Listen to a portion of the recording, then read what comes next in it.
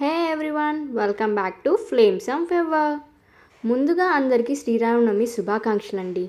ఆ రాముడి కష్టం లోకంలోనే ఎవరూ పడలేదంటారు, మనుషులైన మనమెంత. అందుకే ఏ కష్టాన్నైనా ధైర్యంతో ఎదుర్కోండి. ఈరోజు మనం రామనవమి కోసం వడపప్పు పానకం ఎలా చేయాలో చూసేసుకుందాం. సింపుల్గా కావాలి అంటే ఒక కప్పు పెసరపప్పుని మంచిగా కడిగి ఒక గంట నానబెట్టుకుంటే వడపప్పు తయారైపోతుంది.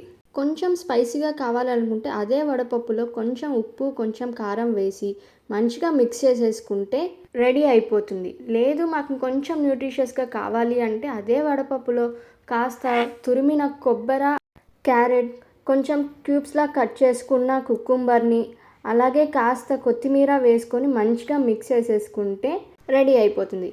ఇప్పుడు పానకం కోసం ఒక గ్లాస్లో 50 గ్రాముల వరకు బెల్లం, ఇలాచీ పొడి, 200 ml వాటర్ వేసుకొని బెల్లం కరిగేంత వరకు మంచిగా మిక్స్ చేసేసుకుంటే పానకం రెడీ అయిపోతుంది. ఈ శ్రీరామనవమికి ఈ 3 ట్రై చేసి ఈ మూడిట్లో మీకు ఏ వడపప్పు నచ్చిందో ఒక్కసారి కమెంట్ చేసేయండి.